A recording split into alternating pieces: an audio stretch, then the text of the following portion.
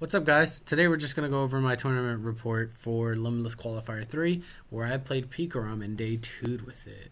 Let's get to it.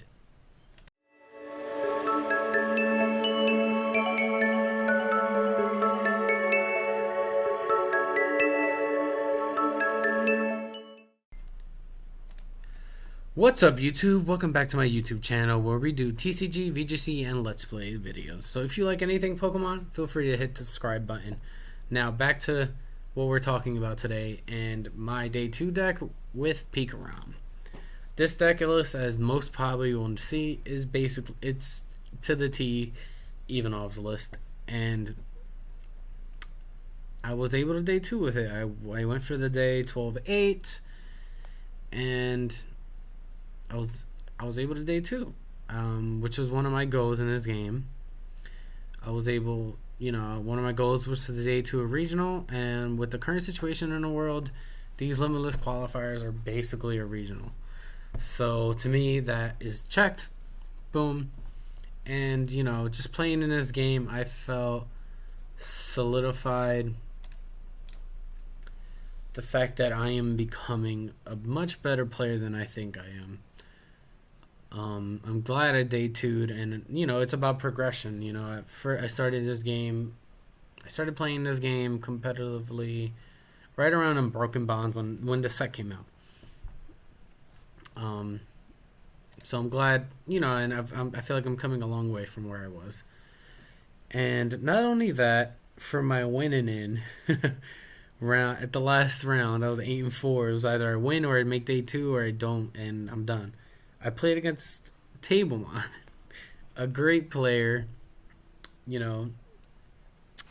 great player. He was playing Dragapult. I'll put a list of my matchups down below somewhere. But yeah, great matchup, respectable player. He's a very great player. Nice guy. But anyway, we were playing our game, and we got to a point where I know I had hand in game, but I was just waiting for him, and it was a little scary because I had a boss's orders, but he was playing out his game, and with a Dragon Ball, he hit my Boltund and left it with he couldn't do enough damage to knock it out, but he put enough damage where he had a Shrine out, and the Shrine would come back and knock out my Choo-Choo. So my Choo-Choo got knocked out. He took 3 prizes, but with that, he also had a Dedenne, which ticked it up again as well to 2.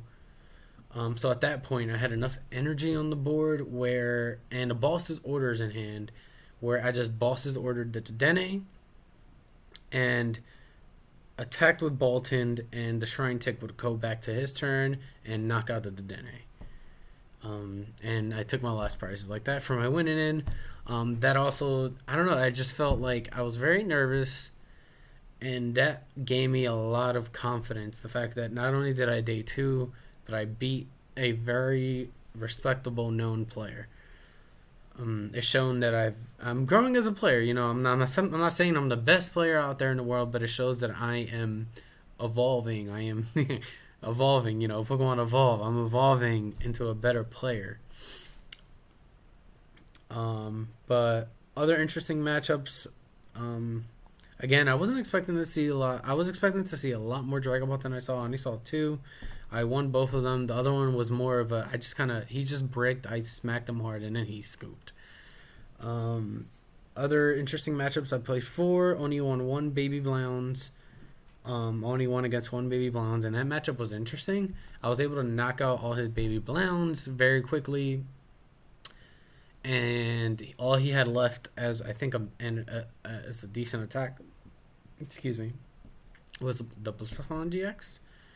So, and he didn't take enough prizes where Burst GX, so he didn't have 1 prize, so he couldn't just Burst GX for game. So he placed it on the bench, and then he was just attaching Weldering energy across his board, building energy to take a knockout. And eventually we're at a standstill where we're just going back and forth. I have something in the active that if he kills, he doesn't take the win. And in his list he's not playing Gust, so I know that he can't Gust anything up. So in order for him to advance the board state, he needs to bring up the Blastoise on GX and do something with it. But if he does, I can just go in after he takes that out and I take the win. So I know I've won, and I'm basically just waiting for him to bring up that Blastoise or for me to draw into some kind of Gust, either Great Catch or Boss's Order. Eventually, he just gives up and goes boom, knocks out. I think it was a Marshadow in the active that I had. The Marshadow was just there, and I go up and I forget who I knock him out with, but I knock him out for a game. Aside from that, day 2 I didn't do as well as I did as I wanted. I wanted to go more wins than losses. But hey, it was my first day 2. I only got 3. I had a 3-4 record. But overall, 12-8, not bad. And I placed 112th overall. So, I think I did well. Let's go over, the specific cards and what changes I would make now with the list. Honestly, this list is... I like the list as is, but there's changes you can make. There's definitely changes that I'm even thinking about, but I think this is a nice base. To start with, boom, Bolton MVP, Electrify, sometimes for free on turn 2, or even turn 1. If you're going second with Thunder Mountain out. I call it mini full blitz with 2 energy. Like, you're just boom, PikaRom can full blitz next turn, and even with little energy, and he's just a efficient attacker. He's a great attacker. For 2 energy, he can knock out small things like Chirachis, and early game and even mid game to end game. If you have a lot of energy, he's doing a lot of hits, a lot of big hits. And then the rest, it's basically, basic PikaRom shell. 3 Dedenes for draw, PikaRom with full blitz and tag ball. There's a lot of times where tag ball, especially with ADP, and you just tag ball for 5 prizes. Taking out a pre-damage ADP with a Dedenne or something like that. Choo-Choo, Tandem Shock 160, Paralyzed. Lightning Ride GX. You can hit 250 for 4 energy sometimes with Thunder Mountain out. Tapu Koko. He's not a necessity turn 1. You can use him anywhere in the game, and like someone takes a knockout, you can recover that energy and give Bolton 60 more damage. Zeraora, free retreat. Why not? Plasma Fist is a decent attack too if you need it. Full Voltage GX, another decent attack. I used it in Mincinno Delcatty control. It's a weird deck, but they were able to knock out a lot of my energy into the discard, and then I just brought it back. Marshadow just knocks out Chaotic Swells, any shrines. Chaotic Swell doesn't allow us to play Thunder Mountain, which Thunder Mountain again just reduces lightning cost. 10 energy. I think that's a minimum. I don't know if you can go lower than that. Prizing energy is bad. It's just, you got to think about prizing, and you want to have energy in your deck when you full blitz or electrify. Speed energy, great card. Attach, draw 2. It's a it's a pot of greed. If you guys are into Yu-Gi-Oh. I'm not that into it, but hey, nice Yu-Gi-Oh joke. But everything else, 3 Boss's Orders for Gusting. Everything else is, I feel, self-explanatory.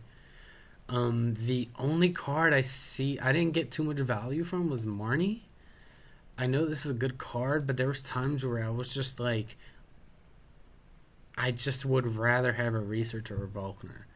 So I think Marnie can be taken out. Maybe just the one of, maybe take this Marnie out for another Vulcaner, or maybe a Vitality Band could be good. Vitality Band allows you to hit some weird odd numbers and stuff like that.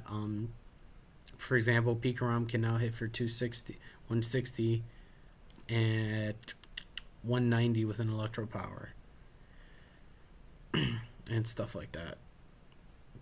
Choo Choo now hits for 200 with an electro power after with Vitality Band. So stuff like that. Maybe another Giant Charm. I don't know. One interesting change that my buddies who played PikaRom also made, where they played one less speed energy for an Eldegoss. I think that's also good. You know, Eldegoss it makes your boss's orders discards not feel as bad, because you can always recover one with Eldegoss. But yeah, aside from that, yeah, that's the only cards I would guess. I would maybe try and fit in the Tapu Fini, but I don't know. I think depending on how big Baby Bonds is, which I think is gonna get bigger. It did well this year, this qualifier. I might add a Tapu Fini, but I might not. I might just say, hey, whatever, take the L to Baby Bonds. And even then, it's not. It's a rough matchup. It's not an auto loss. It's just a rough matchup. But overall, yeah, I think I'm proud of myself. Next goal is to hit top 64, and you know, I'm coming for qualifier 4 to get top 64.